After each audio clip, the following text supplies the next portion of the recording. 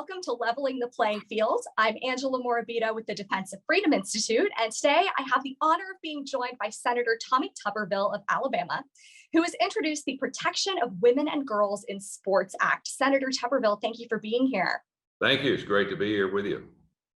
Your proposed legislation would ban biological males from competing in women's sports. And you have a unique perspective on this as someone who's not only been an NCAA men's football coach, but also prior to that, a girls' high school basketball coach. So I would love to get your perspective, not only as a senator, but as a former coach.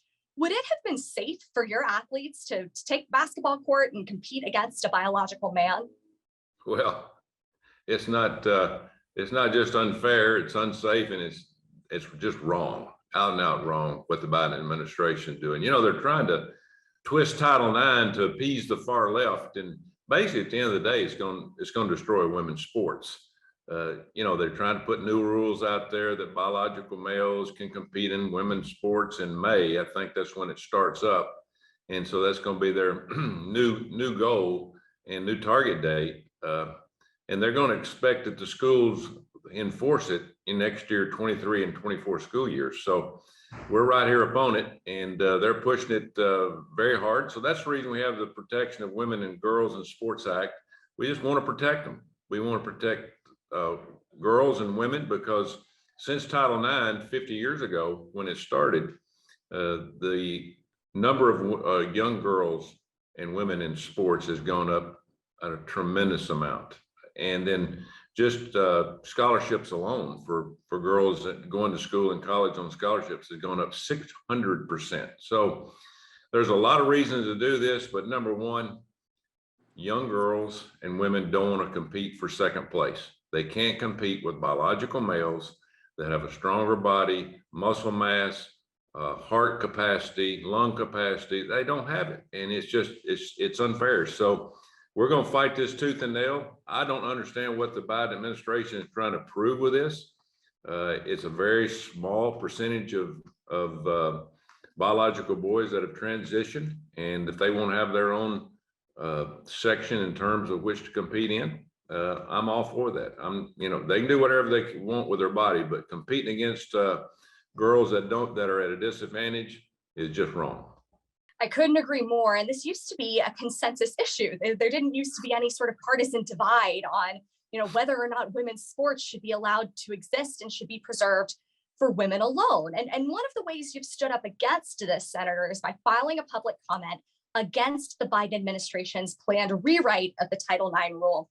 You brought up something in your comment that not many people have recognized or picked up on, and that is that following this new rule that Biden is planning on would carry a big financial cost for schools that could get passed on to students.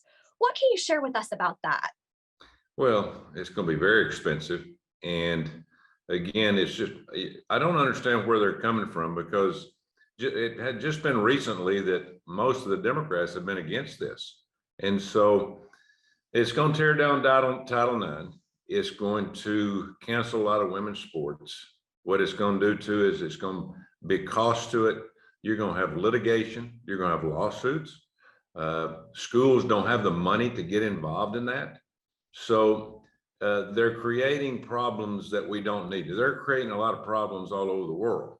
Not just this, but this is something that's very passionate to me, because I think, as we all do, these young girls and women need the opportunity to compete in sports on the same level financially and through scholarships and through facilities as men do. And so what the Biden administration basically at the end of the day want to do, they want to just do away with all genders, make everybody be the same gender, and tear down the family, tear down the nuclear family. And that's not what this country is about. This country is about family, about God, it's about patriotism, and it's about giving opportunity to all. And so, as you just said, this is going to cost a lot of money to a lot of schools because of the litigation and lawsuits that's going to follow it. That is a lot of destruction that's on the horizon if this radical agenda is allowed to go forward. And you mentioned those stunning statistics about the increase in participation in women's sports. Senator, what do you forecast as the future of women's sports and the future of those participation numbers if every little girl shows up wanting to play a sport as young as elementary school and is told that she's going to be forced to compete against biological males? Well, what we're seeing now is with these young biological boys participating in all levels of sports, which, by the way, transgender boys have won 28 national championships in colleges in the last 10, 15 years. And just think about that. So what's going to happen is you're going to have an influx if they continue to let this happen. You're going to have an influx of biological boys competing against girls. The girls are going to look at it and say, I'm not getting involved in that. I'm not dressing in the same dressing room. Parents are going to get involved, and it's just going to be a moral problem. And it's going to be a problem that just absolutely is going to tear Title IX and women's sports. It's going to tear it up from inside out, and we can't allow that to happen. That would be a tremendous loss for our society, because there is so much good that comes out of sports, so much good that comes out of everyone being able to compete fairly against people of the same sex. So Senator, one final question for you, and that is, what would your advice be to coaches, parents, teachers, students themselves who see this coming down the pipeline and realizing that the end of women's sports may be coming fairly soon? What can they do to stand up for the protection of women's sports and for measures like the bill that you've proposed that would keep men out of women's sports? Well, I've seen the degradation of our educational system in the last 10, 15 years, but just being in the sports business of traveling and recruiting in high schools all over the country. And I've seen less participation by parents at the school, running for school board, going to school board meetings and giving your opinion. We've got to get more involved. We can't sit back and let this happen and not get involved. And I know you saw what happened in Virginia last year. They had a Virginia governor's race. Glenn Youngkin eventually won out. But basically the change in turning the tide in that governor's race was his opponent, Terry McAuliffe, come out and basically said, listen, parents have nothing to do with education. It's all up to the teachers and administrators. That is exactly opposite what this country is about. Parents and kids have everything to do with education, but we can't have anything to do with education unless we get involved. Run for school board, get involved with your teachers, participate, volunteer, but we have to keep our eyes open. And one thing that we did notice that came out of COVID, parents started seeing what their kids were being taught in schools, and it's embarrassing.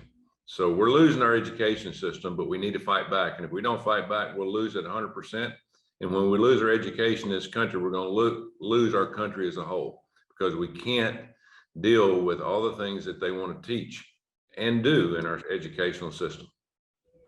That is a dire warning and an important one for folks to hear. Senator Tuberville, really grateful for your insight and for joining us today. Thank you. Thank you. God bless.